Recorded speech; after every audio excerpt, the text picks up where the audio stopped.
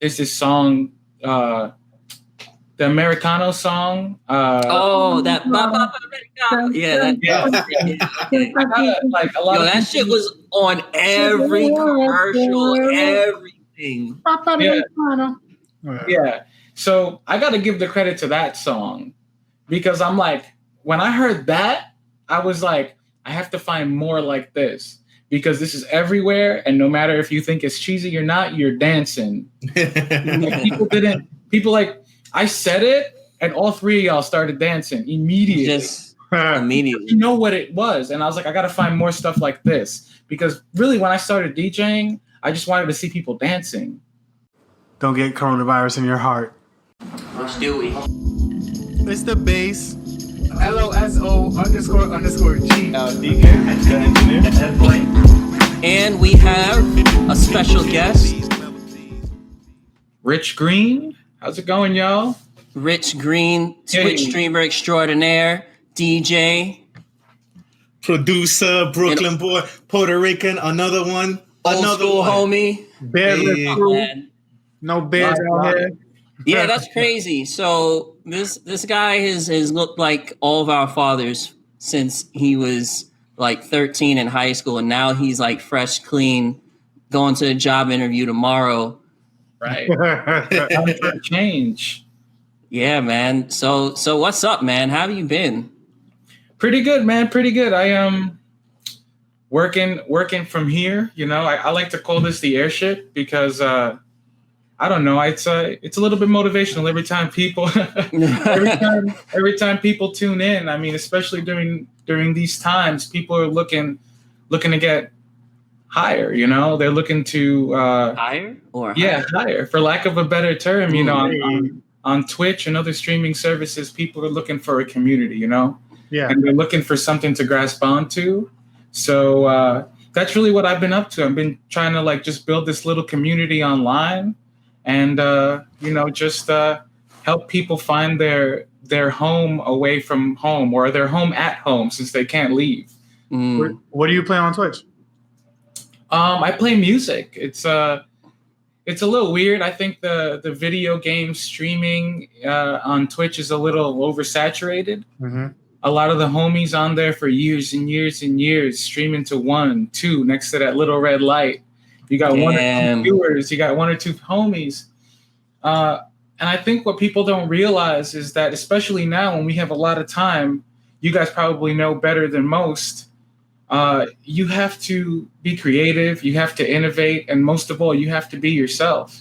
A lot of these people, again, on Twitch, they're like, yeah, I'm streaming Fortnite because Ninja. I'm streaming Destiny. I'm streaming this, that, the other, Marbles, Among Us, Fall Guys, and they kind of chase that clout with popular games when really, like, whatever it is that like people like you for in real life, that's most likely what people are going to tune into Twitch to see from you, and they don't care what you're playing.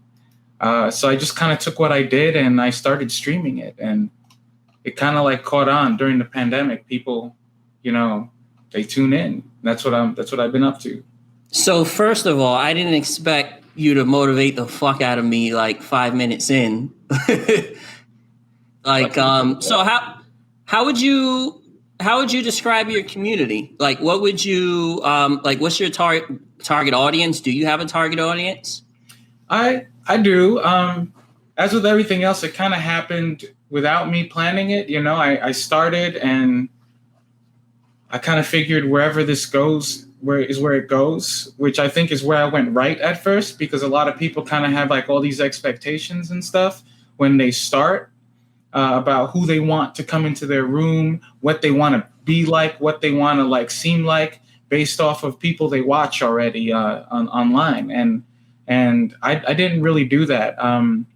I had a few friends already that streamed and whatnot. One of them being my friend Faith in the Glitch, and I kind of just like saw what he did and how he was himself, and I admired that.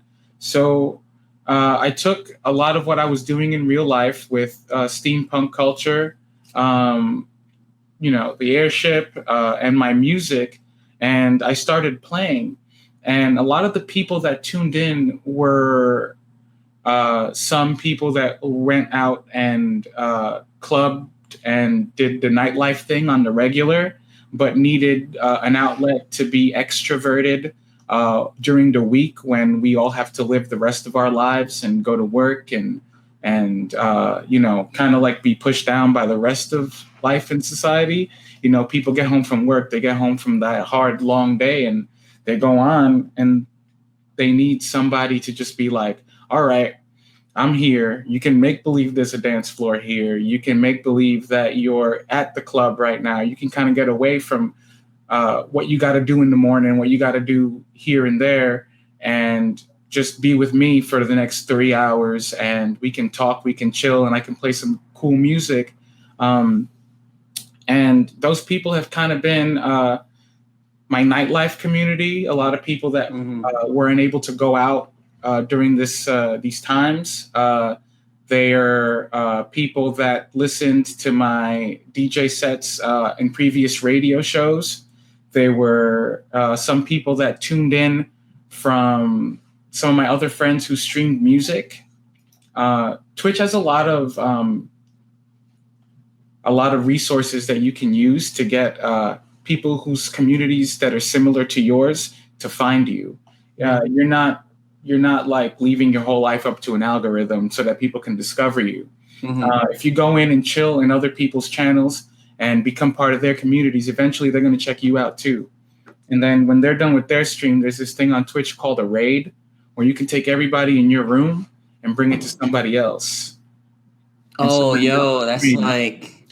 Pretty dope. You're like, you could be Cobra Kai at will. That's crazy. You could just storm in somebody's shit and just fuck it up. Right. And then the more creative you are and like the more innovative you are with these things, the more of those people are going to stick. And I kind of got like a push from my friend Faith in the Glitch, because there was a lot of times where he would raid me right after one of his streams. And now it's not a lot on Twitch, but when you got more than 2 people in your channel, you're above, I think, like the 98th percentile on Twitch.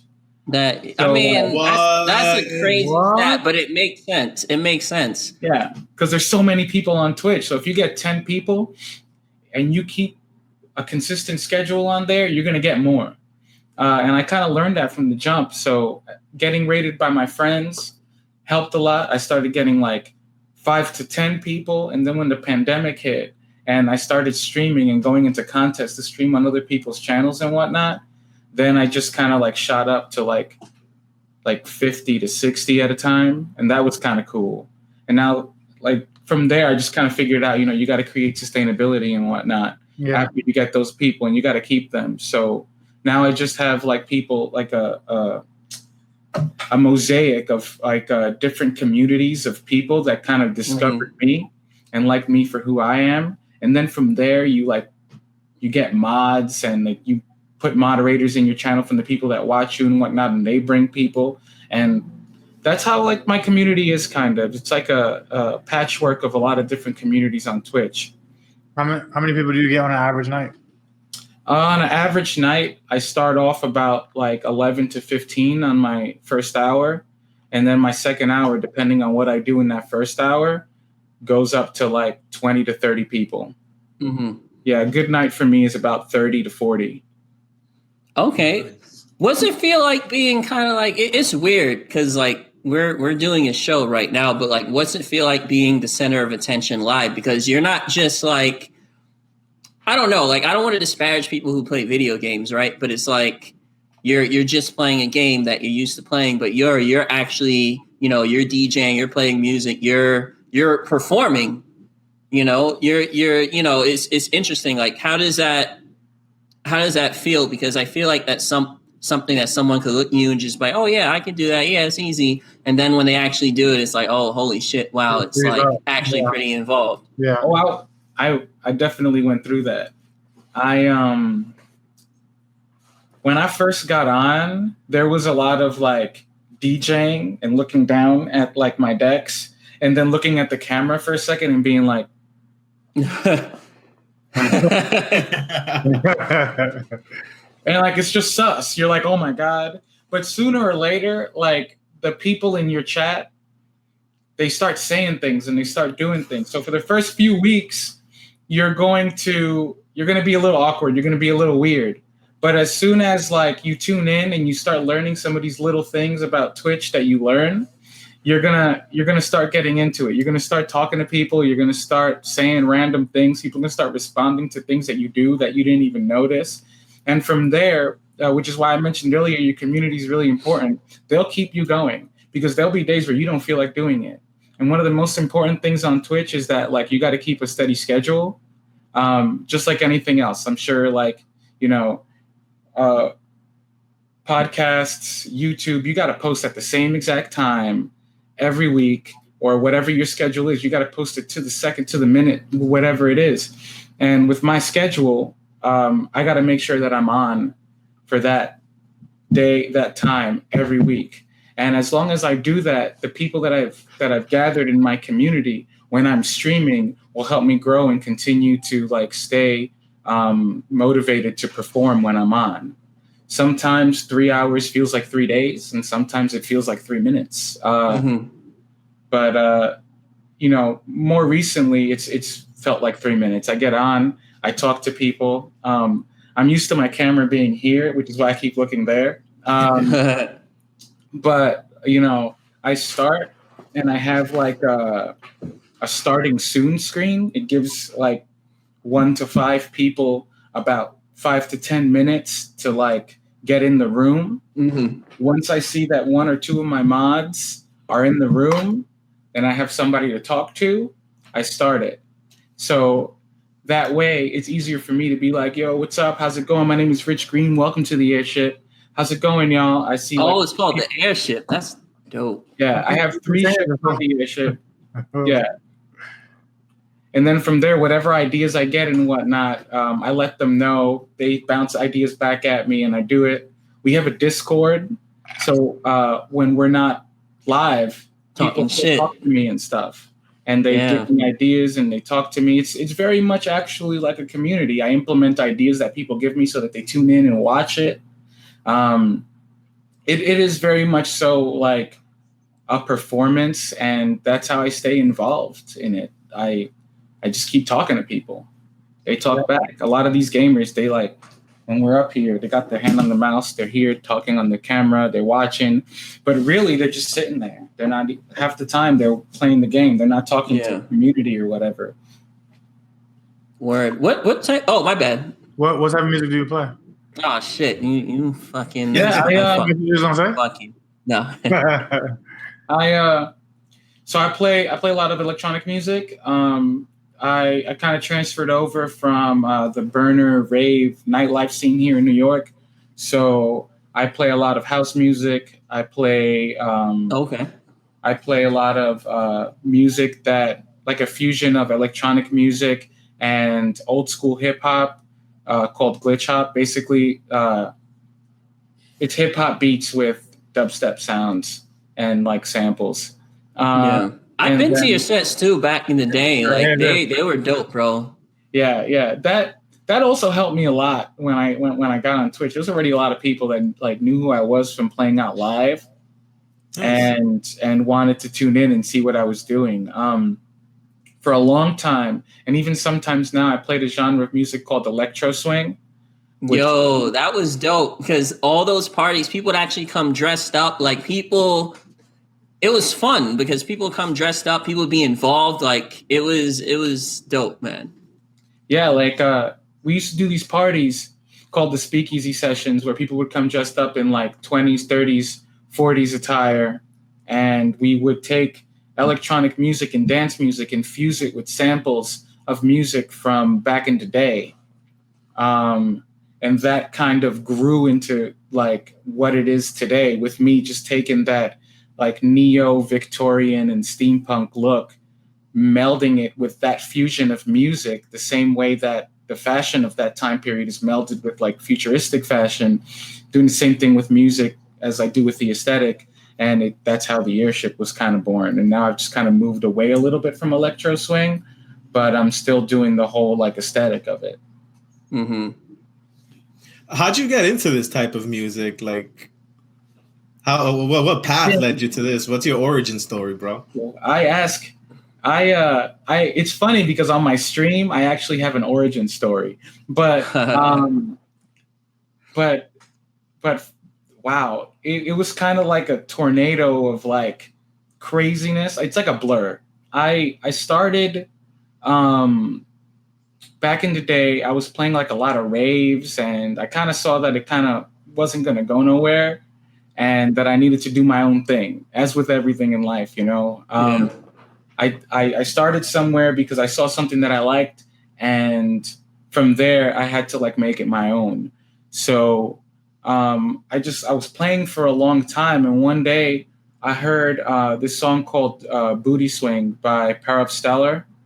It was in a lot of commercials and stuff, and I'm like, that's really cool. Like, you got all these aspects and sounds from like that era, and people are making it into dance music. They're taking the dance music from that time and make it into dance music from the 2000s and the 2010s. There's this song, the Americano song. That that shit was on every commercial, everything. Yeah. So I got to give the credit to that song, because I'm like, when I heard that, I was like, I have to find more like this, because this is everywhere, and no matter if you think it's cheesy or not, you're dancing.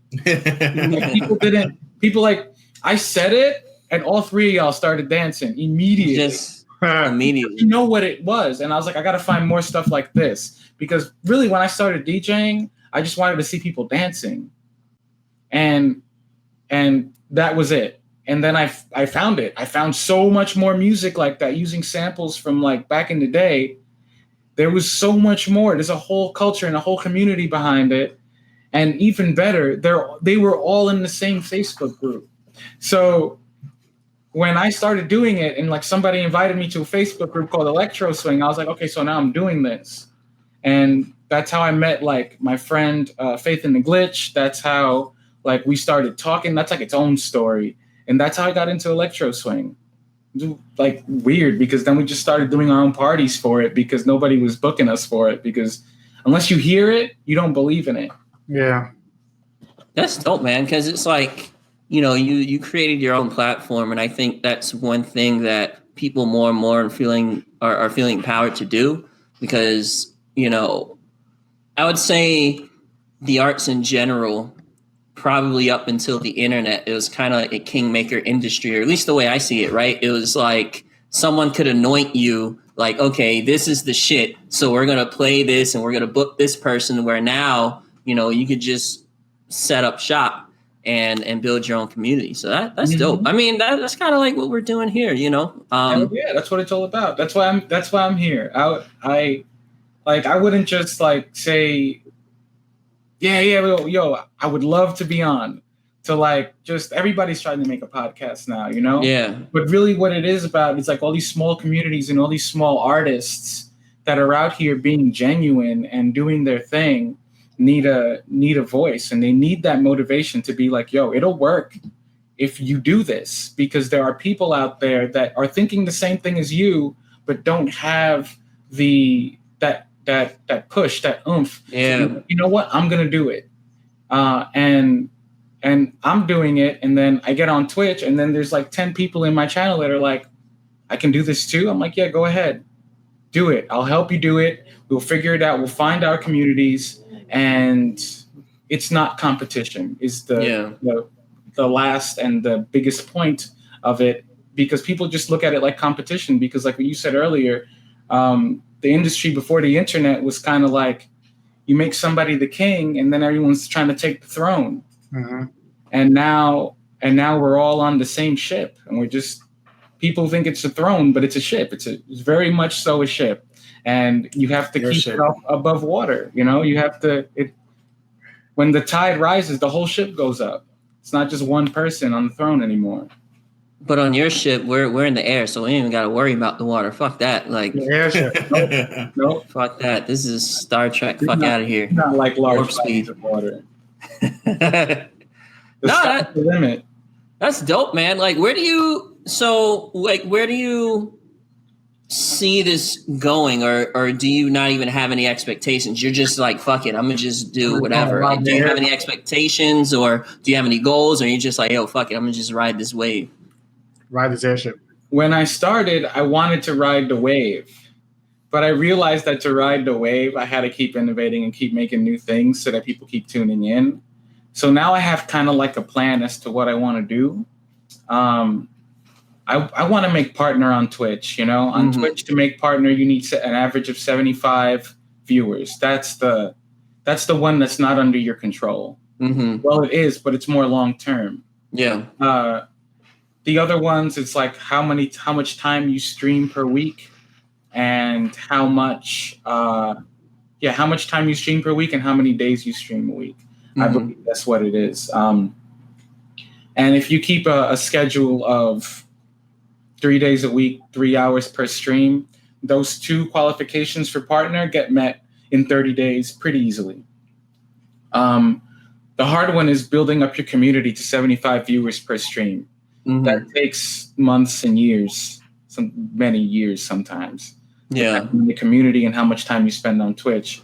So my plan really is to eventually have enough subscribers, have enough cross content, like have a podcast on YouTube about the Airship, have different content among different platforms to be able to pull people from all platforms onto my main platform, which is Twitch.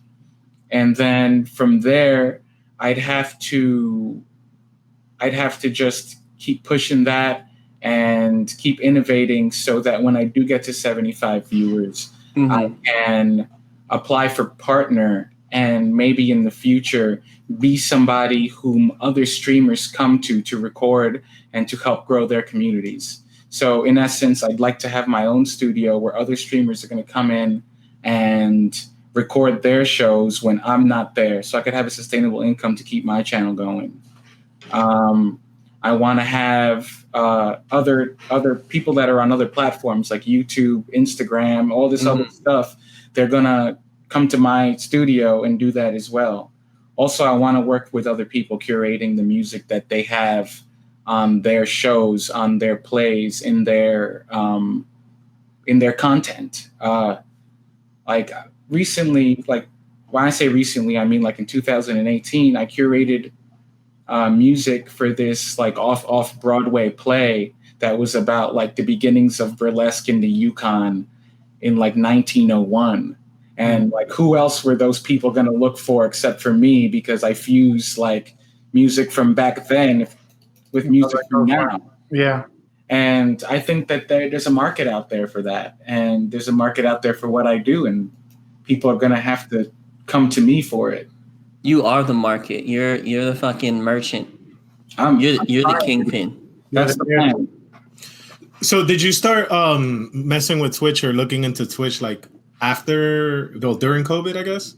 Or was it something before? I actually found recently I looked on my like analytics on Twitch, and I actually started 2 years ago. I started in 2018, and I didn't have a schedule. I didn't take it seriously. Once in a while, I'd get on my Xbox and throw on the Twitch app and like just start talking to some people. I'd go on my friend's like channel on his shows, and people already knew me because I was part of his community. So I had like 3 to 5 viewers on my streams like before December of 2019. When I moved to my last apartment, I had a little corner where I was able to set up a camera and my DJ stuff with the computer I had at the time. So I just started Twitch, like having like streams for fun. And then my friend Faith in the Glitch started raiding me every time. That's dope. Which means that I had like 17 to 20 viewers per stream. So I was doing it since 2018. And after the pandemic, it just kind of like, I got so many more opportunities to do stuff since I was already doing it and I already knew what I was doing. Also, a lot of people that wanted to stream, a lot of DJs that were out of jobs, and like people like people were like, what are you doing? How are you doing that? how can we do it? So I started streaming on a lot of other people's channels and whatnot, and that helped grow it helped people find out that I knew what I was doing, you know? Yeah. Yo, DK, you need to get Ovius and Rich to collaborate. That's funny. I was thinking about that. Yo. My cousin's a DJ too. Nice. I don't even know how to describe his music. I just know I like that. Yoga house. Fire, Yoga Flame. I would say it's house. I would say it's house. I listen to some of his stuff. I would say no, that's the name of his song. Yeah. But so he has this song out called Yoga Flame, right? And it's like a dope like house song, but now he has this Yoga Flame challenge, and all these people from all over the place in their stories are just like just freestyle dancing to his song. And that's like, yo, that's crazy. Man. And like people are going in, like people are doing backflips and shit. I'm like, what? Nice. Put me in a picture, DK. I'm next up. Why didn't you tell me about this? That's crazy. All around the house, bro. You do do a Yoga Flame challenge, bro. Yo, and bro, you want to know what also reminded me of Ovid? So. Because I've met him a couple times. I don't know him. That's Jose, that's DK's cousin, but he's been around sometimes, and he's a pretty cool dude. He's not only a DJ, but he produces his own music as well. And one thing that's interesting, and it's something I don't even know if you knew DK. You probably know since you talk to him and follow him. But he actually went to Burning Man. Yeah. And I know. Rich has been the Burning Man too. So yeah, we need to link you guys up. Yo, I can't wait till this COVID shit ends because it's like it's a wrap because we already like you've been to our crib before. So yeah. You already know how our house parties are, but I think it's gonna be better now that we have this avenue because we have so many artists. I think we could just get a whole bunch of people to collab together and just like start labbing ideas because I think like you and Ovius would be like a good, you guys synergize. You haven't even met and I can feel the synergy, bro. Imagine we know each other. Yo, that would be fucking crazy. Imagine we're like, yo, I didn't know that was you. What? That would be fucking crazy, bro. But I'll send you his links afterwards, man. I think that'll be a good connection. Yo, when you hear that song, honestly, burning hot. Yo, I gotta hear this song. I gotta hear this shit. I can't wait. I should have told you before. I would have played it in my class, and my kid's bugging out. Yeah, you can still do it. Nah, school's over. Oh, it's COVID. Well then, COVID. Oh yeah, all your kids. All your kids don't got COVID yet. Nah, this is winter break.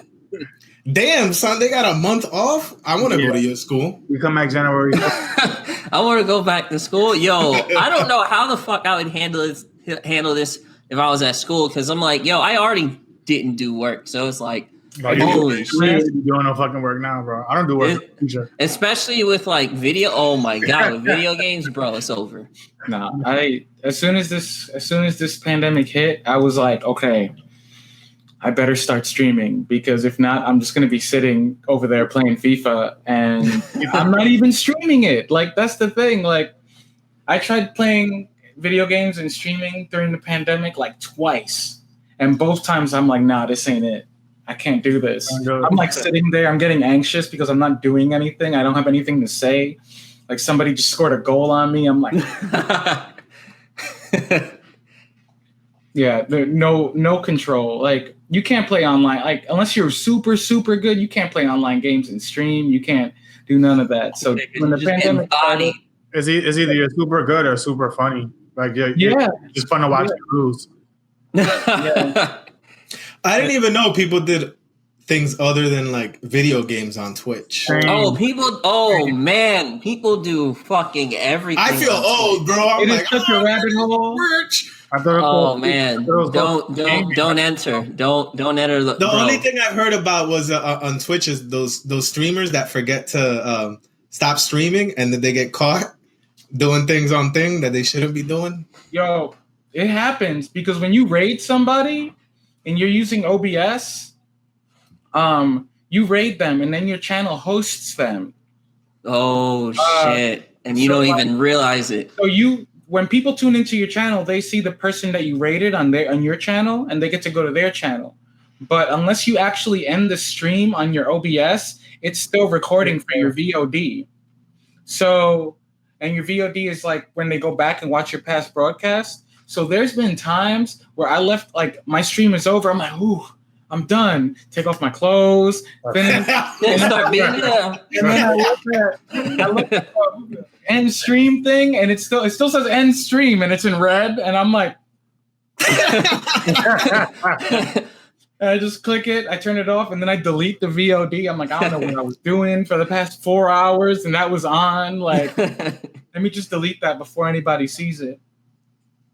That's fucking funny. That's funny.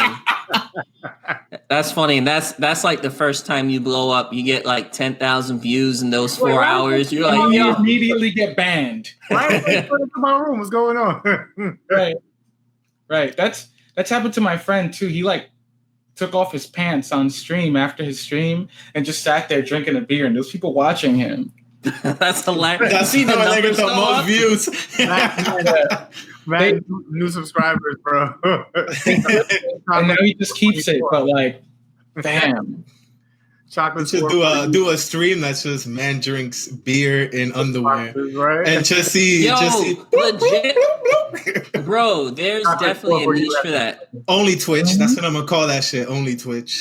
Yo, there's definitely a niche for like, you know, a somewhat chubby guy and tidy whities just to sit there like Al Bundy with a beer, hours on end. Yeah, just with the clicker, not even the remote control, the clicker, and just fucking doing shit. Nah, that's funny. Yo, so besides the obvious, like with DJing, that like, you know, COVID's a thing, and you know we're not really having parties and stuff like that in Twitch. Like, how else? How else? I guess I'm just trying to think what else DJs could do or are doing besides like just trying to stream on Twitch in order to try to like, you know, I guess get by. Well, you can get COVID. You know, you can just throw COVID parties. I mean, a lot of people that like, I don't want to be mean. Like a lot of people that like weren't like I said, you have to be innovative in these times and creative. And a lot of people that don't have that foresight or that like they have that ceiling where like I DJ'd, but what do I do now? Like a lot of them are throwing like secret parties. Not so secret because we see them on Instagram. Like everyone posts them shits. People are. There was people in April and May throwing parties, and then like when people like would be like, "Hey man, like I understand that this is what you do, but it might not go well for you." These people get very defensive and whatnot. And then there's the other half of people who have just gotten like jobs and gone into other careers and stuff. Mm-hmm. A lot of my friends have like gotten jobs at like Verizon or like Target or stuff like that, just to like hold them until this is over. And I feel like Twitch became like a rabbit hole that a lot of DJs just jumped into and said, "I'll ride this wave. Let's see where it goes." And it's very much a rabbit hole. There's certain channels that are promoters from clubs and these festivals that made their own channels and you can book somebody to stream on your channel if you have the following. So there's an email opportunity or resource you have on Twitch that you can send somebody your stream key or a stream key and set an hour for them or a time for them to log in and stream on your channel. And then they kind of like make flyers. They make marketing tools. They use marketing tools to promote these parties on Twitch. And they have multiple DJs like tuning in and uploading from their own rooms, streaming on these people's channels.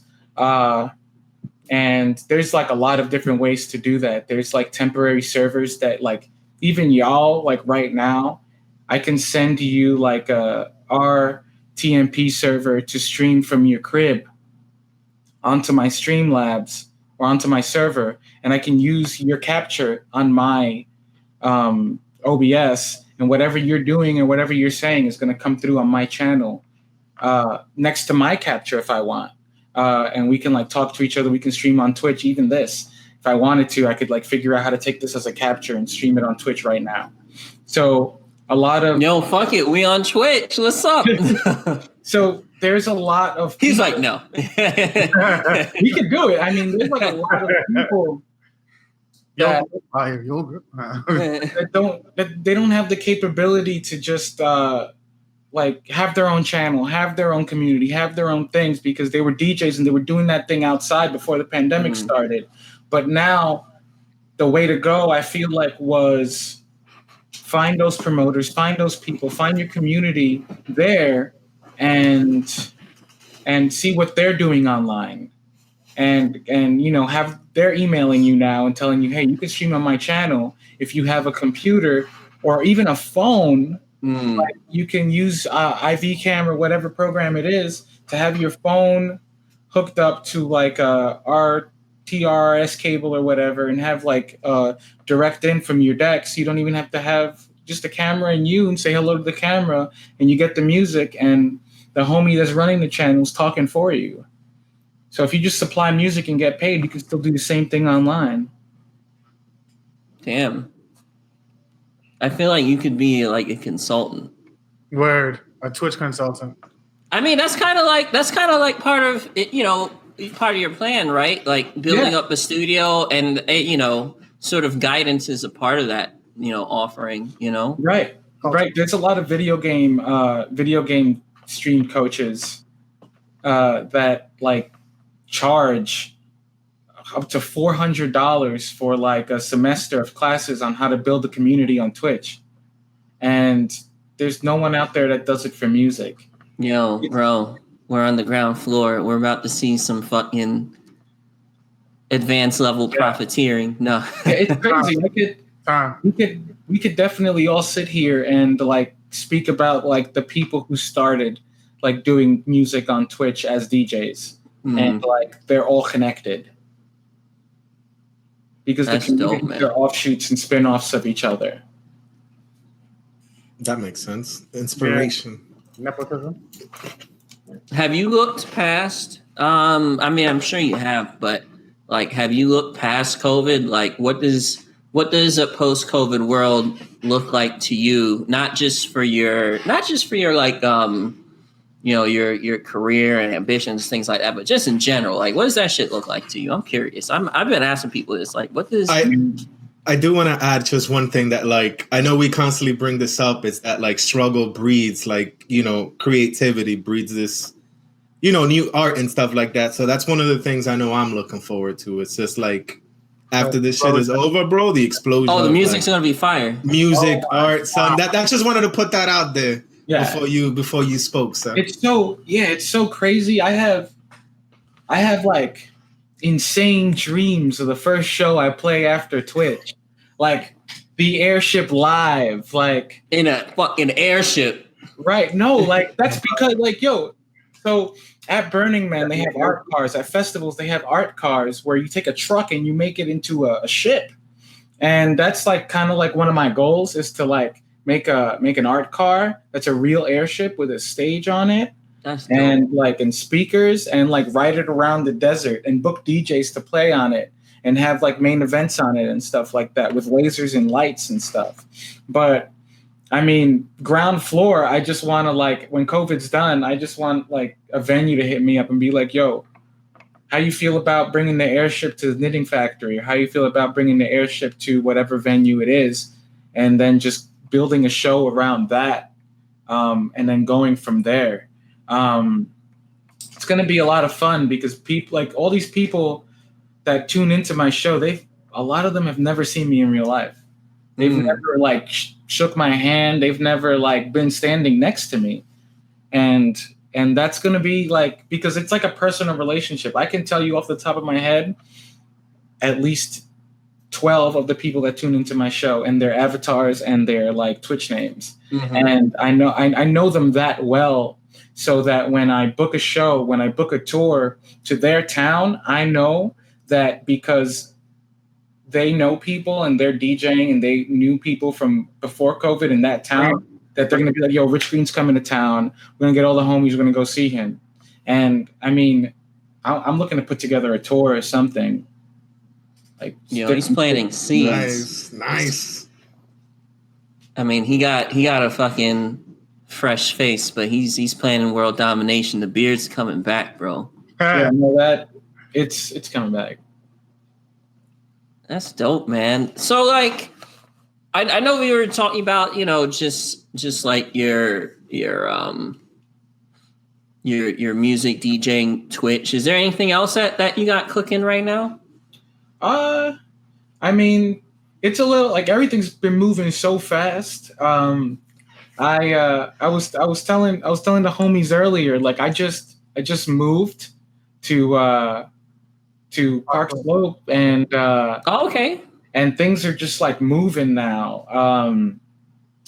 During the pandemic when everything was closed, I was like streaming, and there was you always have issues with your computer or whatnot. You're like, all right, what's going on? Like my computer started crashing here and there.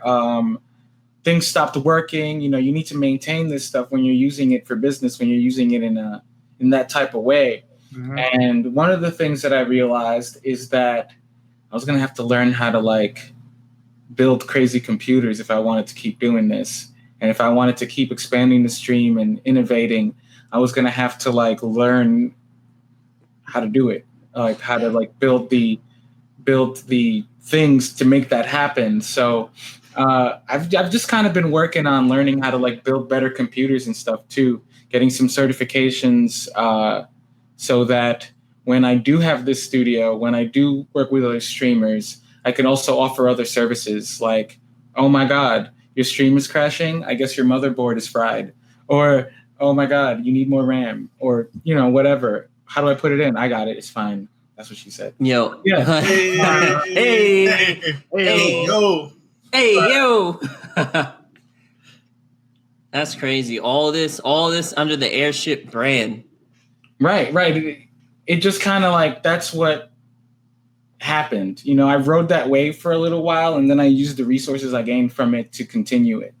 I would love to like be able to like visit streamers at their studios, go to their houses, or like even somebody who wants like to like, I'm supposed to be teaching a class in the morning. Oh my God, my computer just crashed. I'll come over. I can fix it. Yeah. I'm not looking to just collaborate with other DJs, other musicians. Be cool if I was DJing and having my show, and then there was somebody in the corner doing yoga or something.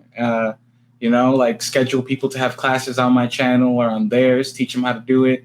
I don't know. I'm kind of like not really one track minded, but everything connected to like media and just putting myself out there, not only to like have people see what I do, but give people the opportunity to do that as well if they want to do it. So I can sell those services too. Yeah, that's pretty cool. I've actually there's definitely a lot of people that want to do stuff like this, and I feel like they just don't. I guess they're intimidated by that initial hurdle, right? Like just setting everything up. Like I remember speaking to one of my friends, because they were trying to start a podcast and stuff like that, and like just them hearing like just the basic things to use, like the software to use, the hardware that you can use and stuff like that was just like extremely, extremely helpful. Mind you, they didn't move past the logo phase, and I told them not to spend so much time on their logo, but whatever, besides the point. Just start recording. Spent 0 time on my logo. Exactly. That was the one thing that like I told them right off the bat, and I thought I was clear because I asked my friend after that. I was like, yo, whatever happened to that? Just so I could add them. And he was like, yeah, man, they never got to recording because they spent so much time on like, with the logos, this and that. And I was like, yo, I told them to just record because all that other stuff you can change afterwards. But it's just things like that, man. Like people just get bogged down sometimes on like details that are, I wouldn't say aren't important, but aren't as important in my opinion as just creating the content and then just like getting your feet wet and then just moving forward, right? Because it's like these setups are like, they're going to be similar but unique depending upon what you're going to do. And it's like you can't really, you can turn to people to help you get started, to help you learn about different tools, but like you still have to take the time out to like learn the tool, to learn it, to just like, you know, learn it a little bit better, to just use it, to just kind of test it and things like that. Oh, well, man. How'd you get into steampunk, bro?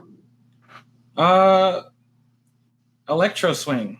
I'm trying to think of what happened before Electroswing, but there's always been seeds planted. Like I've been a nerd and a gamer my whole life. You know, I watched League of Extraordinary Gentlemen and a lot of these other like really like lame, like old ass like movies that came out and nobody really knew about them. But when you're like 11, 12, 13, you're like, oh my God, like this looks crazy.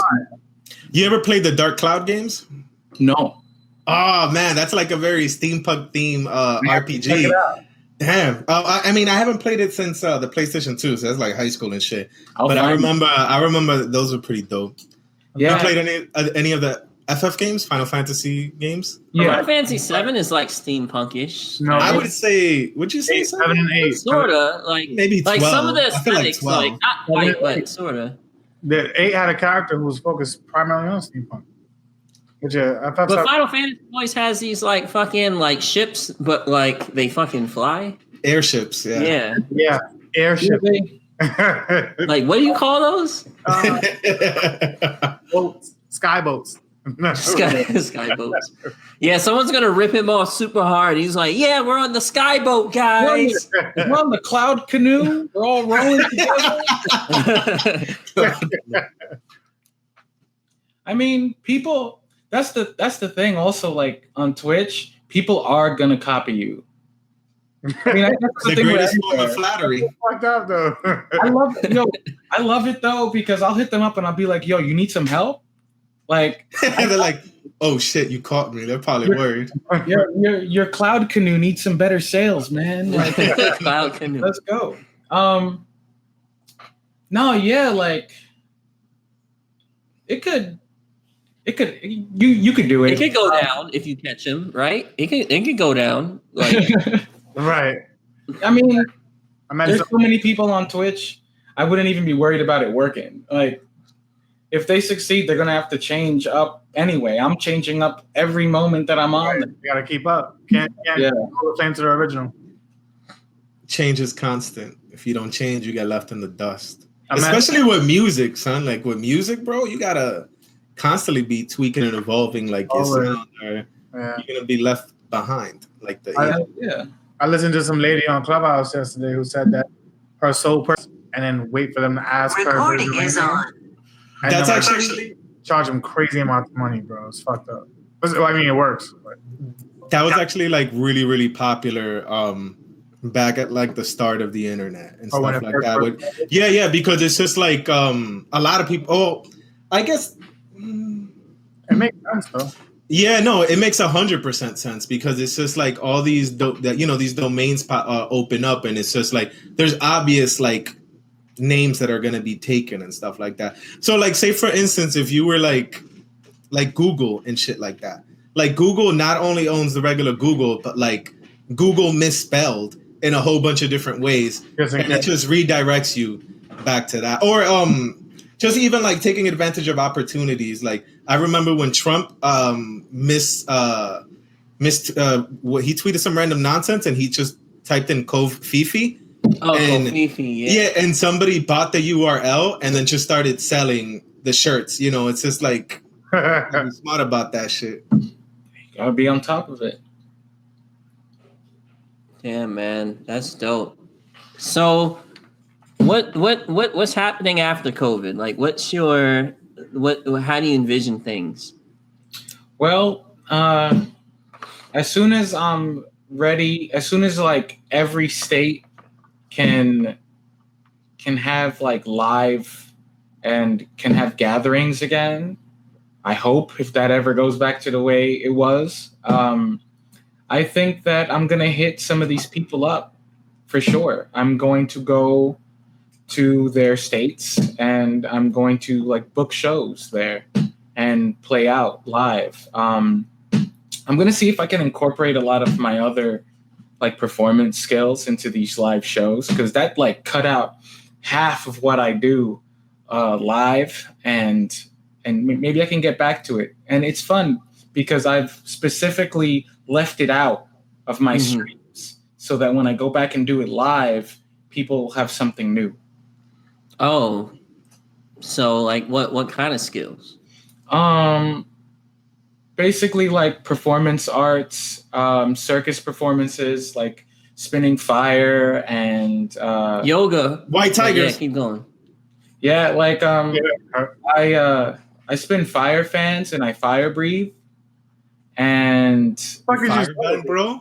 Why did you? Bro, he's get Ovius on right now. He's the literal yoga flame, like actual yoga flame. Yeah, from there, I mean, there is so much. I want to like release. I want to release some music. I have like a list of things that I'm like working on for after COVID. Everything is basically surrounded around media, just like it was before COVID. That's dope, man. Fucking fire breathes. I wasn't like, that was part of the wave I was riding. I wasn't planning to learn how to do that. He was like, "Whoops, you're on fire!" Like yoga. Yeah. My wife Rachel, actually, she hula hoops with fire, and she was into that, and that was her thing. But obviously, we spend so much time together. I eventually learned how to breathe fans and whatnot, and then we just decided to learn how to breathe together one day from a really cool teacher. And Dalsim. We did it at our wedding, and then it's fun, so I just kept doing it and getting better at it. And I think that when we get back to doing live shows, I might add that and some other cool stuff to my shows. How do you fire breathe? What do you got to do? Where? No, how do you do it? Tell me how to do it. Don't try this at home, bro. We're gonna get sued. We're gonna I and I set little Timmy on fire. Basically, like you follow you get to follow the safety precautions for like fire spinning, and then there's more added on top of that. There's special ways to put out fires on your face if that happens. There's special ways to put out fire if it's transferred to something else around you. You have to use certain types of fuel. Obviously, you can't ingest them. You have to keep them in special places in your mouth to like spit it out onto the wick. Yeah. And you have to like feel the wind at every split second so that it doesn't change and hit you in the face. And then and it has to be outside or in a place that like is inside. They allow you to do it inside, which is not many places, and actually probably 0 places in New York. All right, now man. He's like, I don't want to catch on fire. Like, bro, what do you think it was? Like, it's literally fire breathing. Avatar, motherfucker. You thought there'd be no risk? Like, what? Not take a ladder and just that would be kind of cool, but I thought it was an airbender or firebender. Yeah.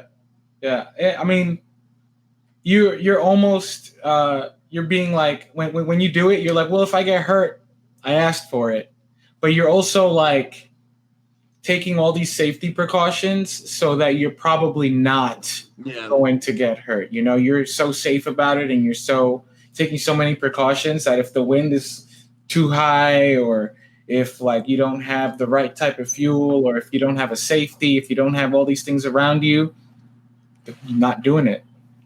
You could I could be on the stage and like have like be paid, you know, to do this, have the insurance. But if the wind is over a certain amount, or if it's blowing the wrong way, I'll be like, not doing it. Sorry.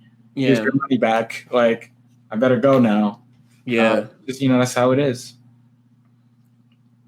Yeah, man. Trying to learn fire breathing over video conference. Over video. Fucking. Right there, say the steps again. You said fuel. There's you do. He's like, we need fire, bro. I can definitely send y'all links to my favorite teacher if you want to learn. No, I'm joking. I don't want to do that shit. No, yeah, actually do that. If we get him on the show, that'll be dope. You do it. Okay. Yo, why don't you should do what people used to do in like junior high school and shit. Just take a bottle of Axe, just like put a lighter to it and spray it, and you'll be cool. Yo, everyone thought they were the shit when they discovered that. Be like, yo, look at me. Like, I'm doing it with my mouth. Yeah, that's pretty cool. He's basically saying he wants to be as cool as you, but like being cool is difficult. So comes with a price. He's just gonna not be cool. Comes with a price, yeah, eyebrows. Nah, being cool is hard as hell. Yo, wow. So humble. Holy shit. Easy. Now I'm playing. Like I'm saying, like we would know we're all sitting here, we're all talking to each other. It's like, well, this is it, right? This is where it starts, being cool and whatnot. And I say cool in quotations, but like you got to sit in front of the camera or whatever you're doing and do the work. Yeah, that's the thing. People are cool. Actions aren't necessarily cool, but people are cool. It's like someone, I don't know if I read it, I heard it from somebody, but it's like it was me.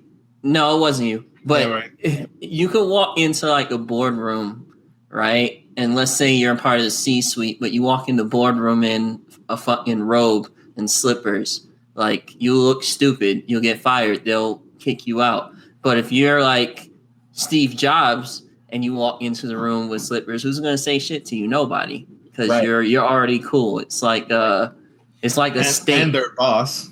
Yeah. It's like the state. But even if you're not like the boss, like if you're the type of person that has like, let's say if you're like even if you're like a CEO of a company, you can get voted out by the board. Like you can get, like Steve Jobs. Right. The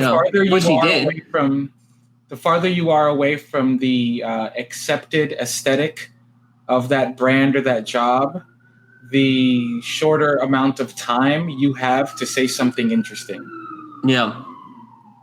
So like, yeah, if you walk into a boardroom with a robe and some slippers and a newspaper and a pipe, you better be fucking cool. You better have a damn good first sentence because that's as far as you're getting. You better fucking breathe fire or some shit. Right. Yo, legit, you just breathe fire? He's like, oh, okay, I see. Like, all right, I'm listening. Oh, interesting. What were you gonna say? That's dope, man. Yeah, man. That was like, we went through a lot in like a short amount of time. It feels like we've been talking a lot longer than we actually have. Right. And you want to say fire breathing for the last 4 minutes. You got to build up to fire. I broke rule number 1. Yeah, man.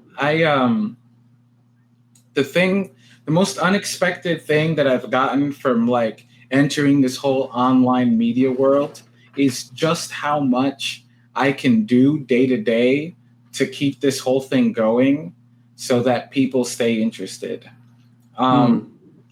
I played, like I said before, I played a few games when I first started streaming. I've made a few videos on YouTube before about like preparation for certain festivals and stuff like that, but it never really stuck because I felt like I was like trying to force something that I wasn't about. Mm-hmm. And even if I was about it, that's only a piece of it. And once I got on Twitch, I found like a home. I found the Airship, and from there, it's just like a rabbit hole.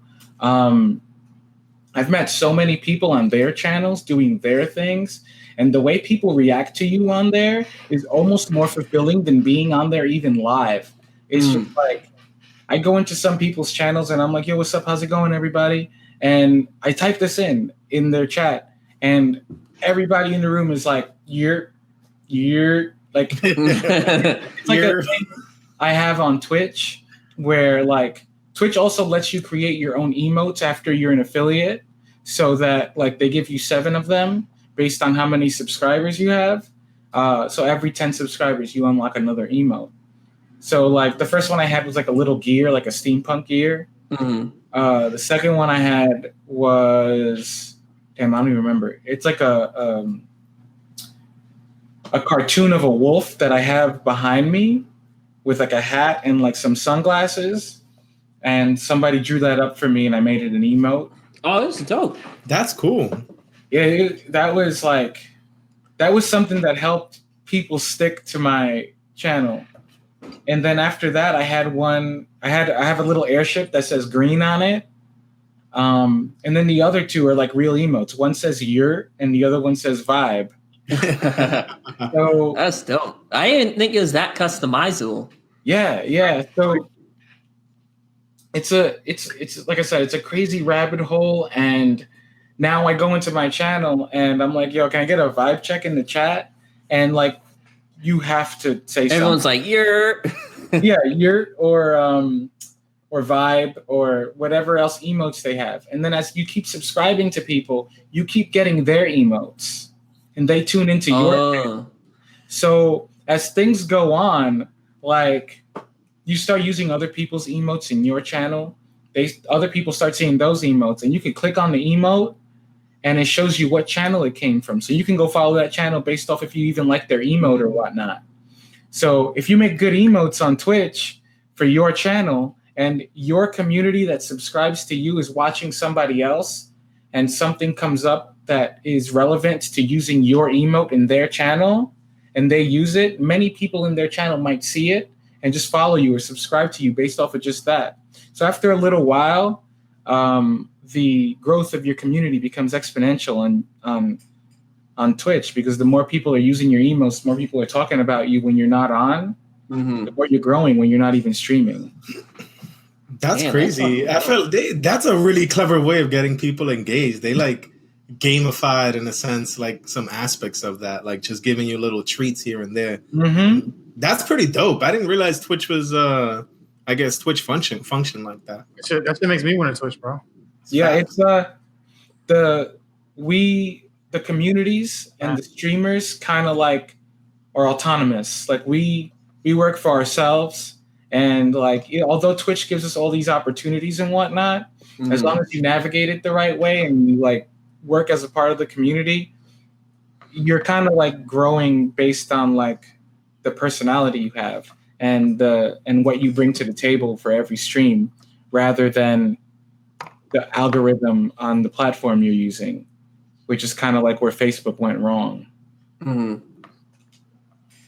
Fuck Facebook. The base Twitch coming soon. We playing Smash. They did it. Facebook did Facebook Gaming, and they got rid of Facebook.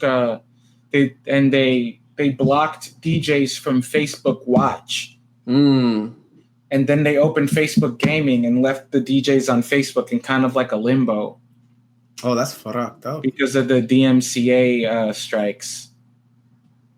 Oh, okay. Or DCMA or whatever that's called. What's that about?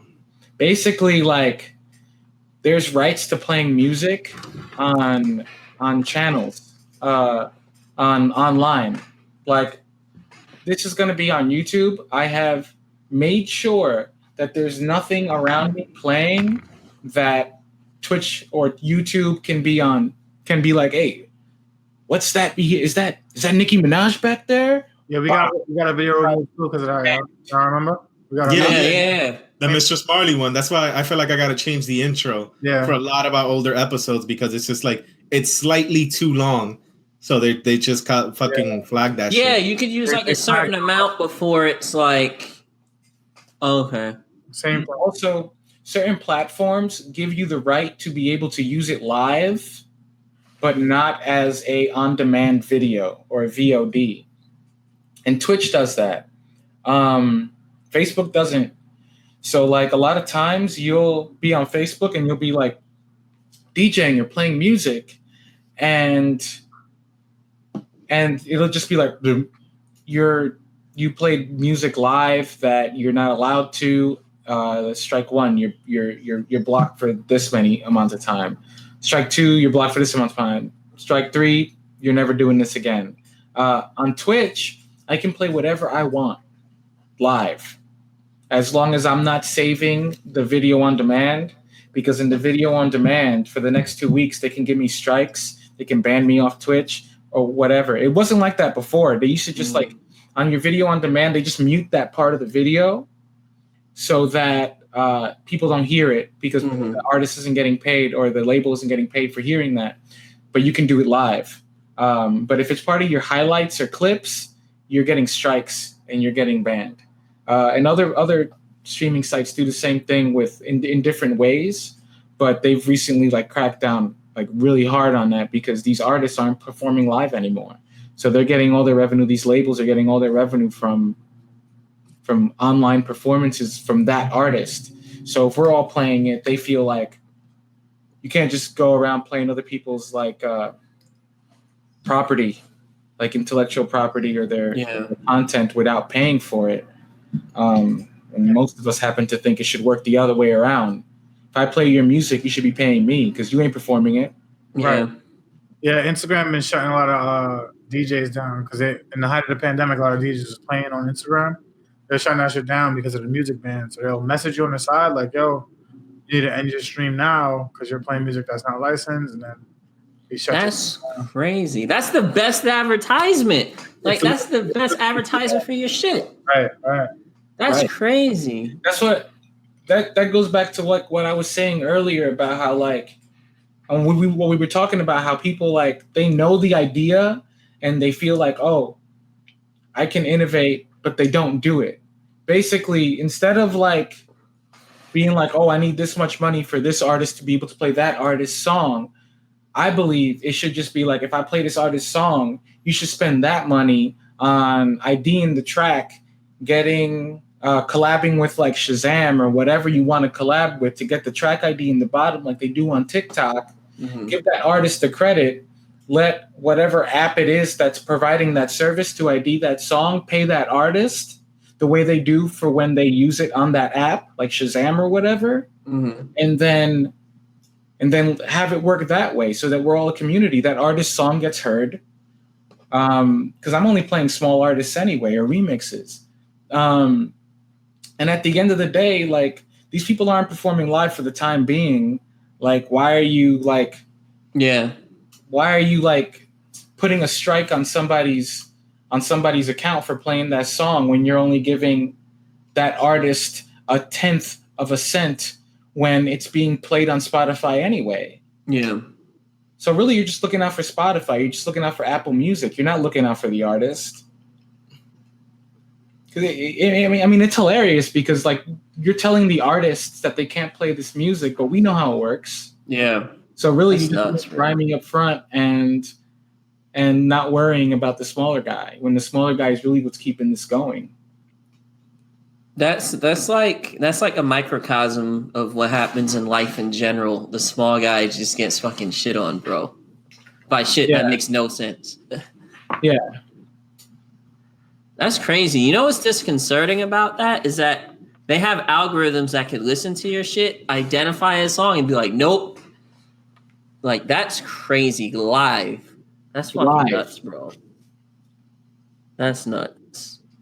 Yeah, you can play stuff. I've heard people that played where something was playing in the background when they were like talking or like just sitting here on a podcast. Yeah. The whole thing just got wiped out. They got banned and everything just from that. That's crazy. That's fucking nuts. Here's what we need to do. We as content creators need to play the same song simultaneously. You can't ban us all. Or maybe they can, but fuck it. Yeah, like I think as content creators, like there's a lot of artists out there that are also like reaching out to these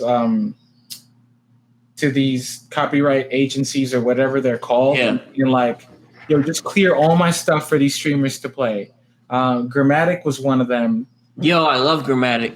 Yo, he makes dope music. Day 3 of the DMCA strikes, he was like, yo, anyone plays my stuff, I don't want to see them get like messed up. All my music is free from now on. Sorry, record label, your fault. Like, and I think like intellectual property is a big part of it. Like, that's why like you should own your stuff and you should release independently, so that at the end of the day you have control and you can tell people, yeah, you can play whatever you want of mine. It's only going to help me. Because like that's another thing about the little guy. If somebody played your song or your song or your song, you'd be like, whoa, you played my knockout. Wow, that's great. Yeah. Like, and these artists, they probably feel the same way too. But after so long of being conditioned to like all these rules in the industry, they just got to go along with it. And at the end of the day, you know, these artists are going to tell you that you're allowed to play their stuff.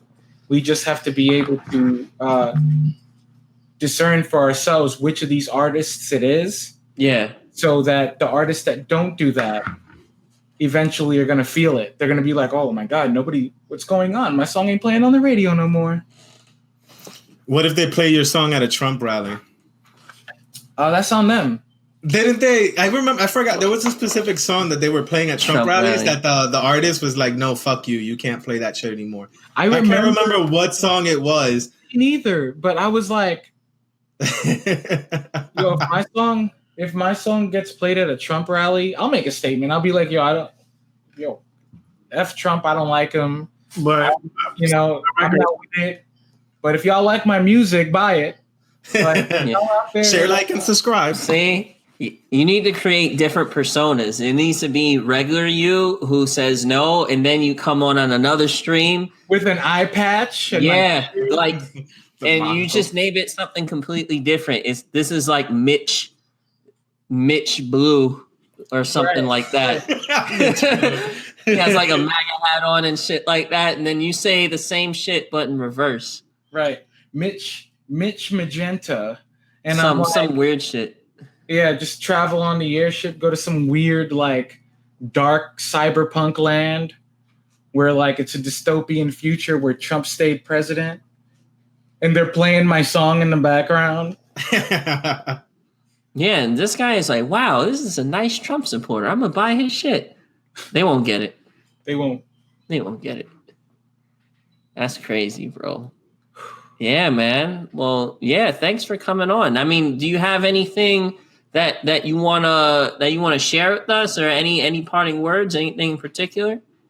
Well, I mean, kind of like what I said in the beginning, like everything that you're doing, everything that you want to do, everything that comes to your brain, 1, write it down, 2, take it, and then break that up into little things you have to do. Take steps to get that one big thing done. Yeah. And innovate something new with each and every one of those steps in order to take that idea that you originally had and have it come out even better than what you ever, expected it to be. When I started this stream, I just picked up a tripod that I had laying around the house from my nephew's old telescope, and I attached a Logitech camera to it, and I put it next to me on the floor, and I connected my decks to the line-in port on my computer, and had one camera and just the music. I connected one of my performance mics, and I just started talking to people into the camera. And from there, I've just like looked into each and everything individually. Mm-hmm. And you can do that with anything, I talked into my mic and I was like, oh, that doesn't sound the way I wanted to. What do I have to look up? And what do I have to get to have a better mic? What do I have to do to have a better camera? And then I asked people, like, don't be afraid to ask people. Don't be afraid to like talk to people about things that are already doing what you're doing, because it's going to help grow your community. Other than that, I stream on Sundays, Tuesdays, and Wednesdays in the evening at 6 p.m., Sundays at 7. And not only now do I play music, but I have started DJing and gaming at the same time. So I'll get like the chat involved in a game I'm playing. So I'm having community streams. We'll be playing Among Us. We'll be playing. Yo, we need to get on that shit. y'all are all invited. Yo, we need to get on it. You said Sunday? This Sunday I'll be doing marbles on stream. Basically, you come into the chat, and if you type !play in the chat after I pick the map, you get a little marble with your name on it. And basically, while I'm DJing, you're watching your marble race to other people's marbles from the chat on the screen. So everything is racing, and I'm DJing in the corner, like playing music and talking to y'all, and like narrating and like announcing the race. Oh, that's dope. But basically, it's all luck. That's like funny. Basically, like it just follows like whatever marble makes it to the end first is the winner, and it's like I don't control it. No, fuck that. I'm gonna win. Chat doesn't control it, but people are really into it, especially in the chat. They're like !play. There's my marble. You get to customize your marble, whatever. That's what I'll be doing this Sunday. Tuesdays I have this show called like Future Feel Good where I play. I create an aesthetic around me where it's like all like neon lights and stuff, and I play like really nostalgic feeling music. Nostalgic, not like old, but like you know that feeling that like lo-fi gives you, and like where you're like, whoa, why do I feel so good? Like I don't know why, but it just happens. Yeah. Like I do that on Tuesdays. I don't play lo-fi, but I play other future bass and future tunes. And on Wednesday I play with another promoter on my channel, and I'm doing old electronica this week. But basically every Sunday, every Tuesday, every Wednesday I'm on.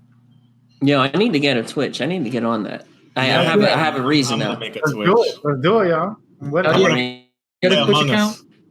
I'll also introduce you to like other communities where you can watch people playing music and other cool things like that. And yeah, it'll be a lot of fun. Yeah, I'm down. When the world open back up, y'all, I'll DJ if y'all do the Twitch. I'm down. I'll make it. Oh, DJ battle, sound clash. Type the music, bro. It's not even gonna make sense. Yo, bro, anything can make sense. Make it make sense. Shout out to the you. Make it make sense. Yeah, man. Well, thank you.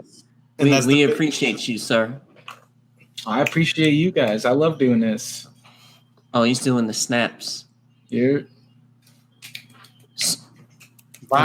And that's the bass. Vibe. It's a vibe.